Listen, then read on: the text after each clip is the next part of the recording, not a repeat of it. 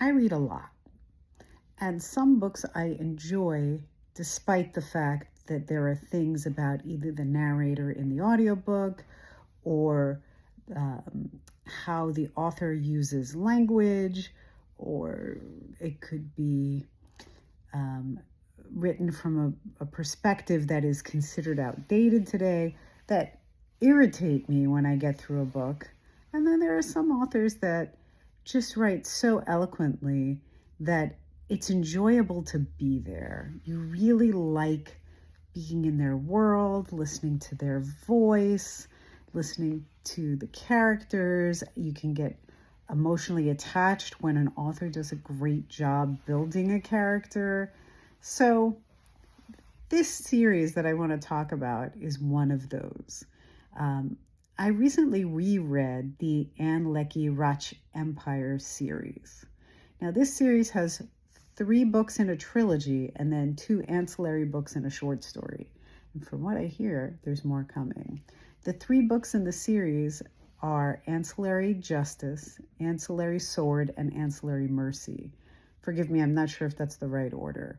And then there's 2 additional novels in this universe with different main characters. One is Translation State, and the other is Providence. And then the short story that is a backstory to the main character of the trilogy. The first theme in this series that I'd like to talk about is this concept of what makes us human. So in Leckie's world, the ships and the stations are AIs that have genuine sentience. And they have judgment. They have discernment. They evaluate the world around them. And when you think about it, isn't that exactly what we've always said defines us as human beings? That separates us, even today, as we're at a pivot point in the real world, looking at AI and what AI can do and how it can do the jobs that previously were relegated only to humans because they required thinking. You know, it was our ability to have judgment and discernment that separates us from the machines. And on one hand, we want our machines to make decisions and take actions. And on the other hand, we're afraid of the decisions that they make. But when we go back to Leckie's world, here's what I find so interesting. The main antagonist in this novel, Ana Anda Miatnai, is an AI. She's no longer a human being, or he, I should say, you know, although everyone is she in the Radch universe, is no longer human. He has grown many cloned organic bodies, but the brain is one giant AI that lives in all of those bodies. And it's flawed, and it's 3,000 years old. It's so far from its human origins as to barely resemble it. And further, it's fractured, and its sense of morality is corrupted. And that's what's so interesting about this character. But what I never understood is in a book where we see other AIs questioning why they should be shackled to the rules of this one master, the humans just accept it. They're perfectly content to allow machines to, allow a machine, quote unquote, to rule their society. And yet when all of the ancillary technology that supports them wants independence, then suddenly they're afraid. It's a very interesting and very relevant topic for the world we live in today. So the second thing that I want to talk about is the fact that the Radch Empire is supposedly the pinnacle of human civilization. So this AI discussion is a really compelling and interesting juxtaposition on what makes us human, and which brings me to the next theme. What makes us civilized? The other theme that Leckie seems to come back to over and over again is, what does it actually mean to be civilized? And she pulls a lot from human history, as rightfully so. In every colonization, period we've ever had. So, for example, from Genghis Khan to Alexander the Great to Julius Caesar to Western imperialism, we see the same thing over and over and over again. This concept of civilization is in direct conflict with morality.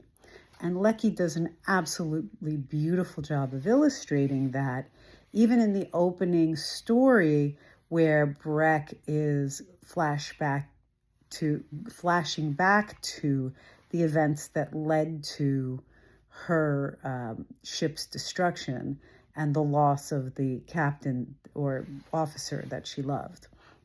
So when we're looking at like what makes us civilized, civilization and morality are definitely in direct conflict throughout her novels.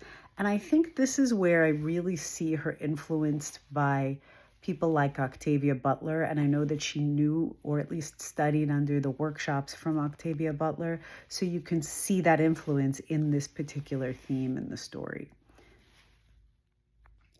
Now let's talk characters. I have to say that Breck is one of the more compelling characters and someone I've absolutely enjoyed reading and experiencing from her voice in a very long time. Breck is to Jane Eyre if Jane Eyre were an angry, vengeful AI. When I first read Jane Eyre as a young adult, I treated her as the pinnacle of morality. It was like when she reached a difficult situation, or when I hit difficult situations for many years in my life, there was this little voice in my head when I didn't know what to do that would say, what would Jane Eyre do? And I feel like Breck has that same modern tone in that she doesn't take the easy way out. She finds the hardest way, but she looks for the just way. And that concept of justice is inherent in who she is, being the justice of Turin. And, that's something that plays out in every action and every decision she makes. It's truly inherent in her character. But then when we look at her counterpoint, Syverden, he's beautiful, 100% human, and very flawed. Leckie has done a great job of showing what happens to someone who has dealt with addiction and lived with addiction, someone who has such a dramatic change in their station and position of themselves in society to a point where it wrecks them. And what happens even after you get sober and you have to live with the remnants of the addiction. So I think that these two contrasting characters are very beautiful and their interactions are very interesting together. There are other really compelling characters throughout the whole series. And when you get to the other two novels, we see somewhat similar typed themes that keep emerging.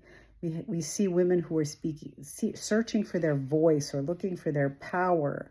And in the end, instead of having these dramatic, I went from nothing or bullied or, in fear to I now have the chance at great power, but I don't wish for that either. I want something in between. And we see that theme repeated over and over again, with Leckie telling us that her ideal is a measured existence.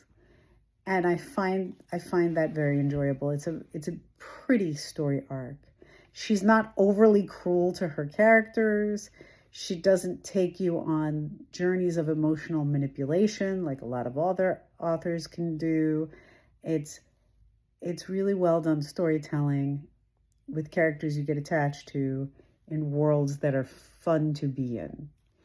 Anyway, if you like sci-fi that's more about expression of ideas of entity and power and sentience and what we owe to each other, this series is absolutely worth your time. If you want one of these like super action-packed, space operas, it may disappoint you. There's definitely action, there's definitely drama, but there's as much internal drama as external. So I found it to be really enjoyable. I'd love to hear your thoughts. And if you want more book reviews, please let me know. Hopefully, I'm just getting started doing these again.